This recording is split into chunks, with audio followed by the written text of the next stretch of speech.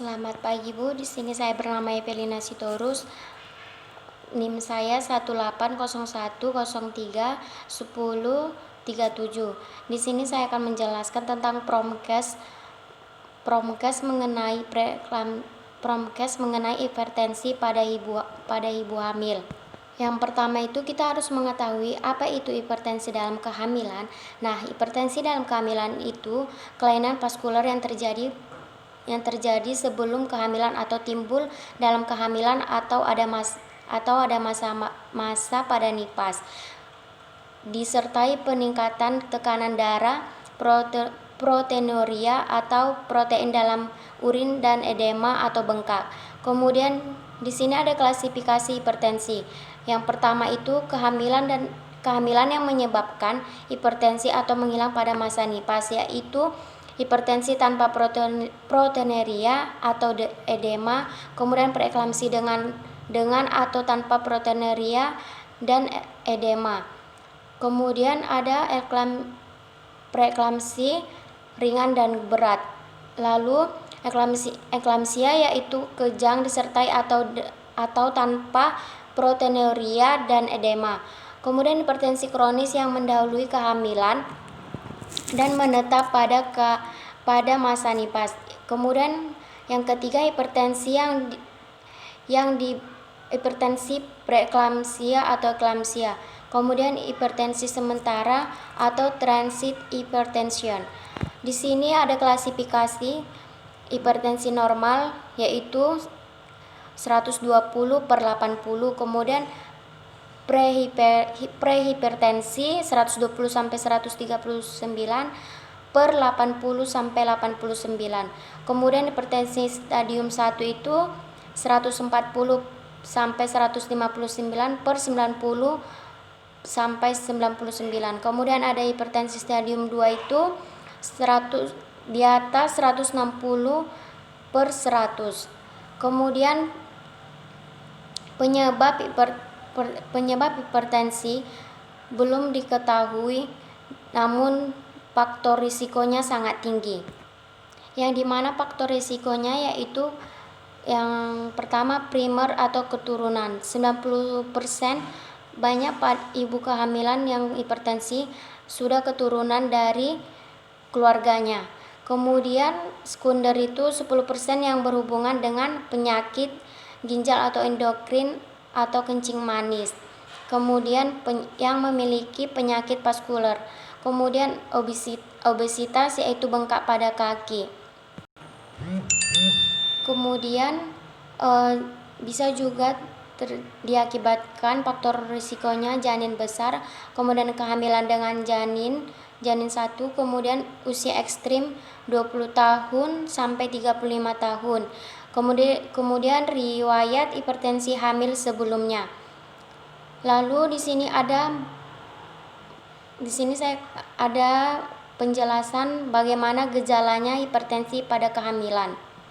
Yang pertama itu adalah peningkatan tekanan darah, kemudian sakit kepala di bagian tengkuk, kemudian sulit tidur, kemudian mata berkunang-kunang, mudah marah dan mudah lelah. Kemudian kita akan melakukan pemeriksaan pada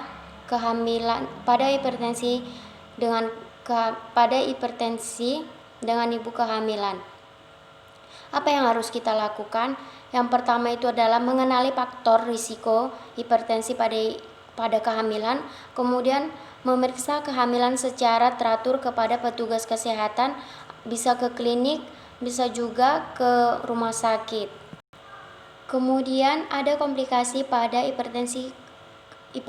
hipertensi kehamilan, yang dimana yang pertama itu adalah pertumbuhan janin terhambat, kemudian kematian janin, lalu persalinan sebelum tanggalnya seperti 2 minggu sudah persalinan,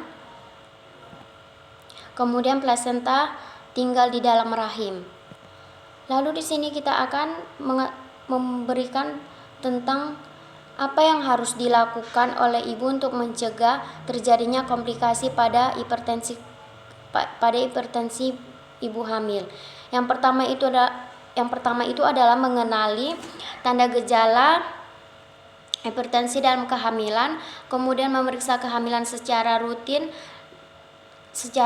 kepada tenaga kesehatan, kemudian melahirkan dengan pertolongan tenaga kesehatan, kemudian makan makanan yang sehat dan bergizi seperti kurangi makanan yang asin, yang bergaram berlebihan, makan makanan sayuran, buah-buahan, kemudian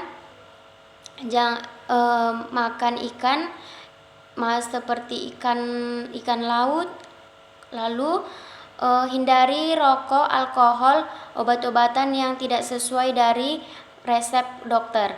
Kemudian kita akan mengetahui tanda dan bahaya kehamilan pada hipertensi. Yang pertama itu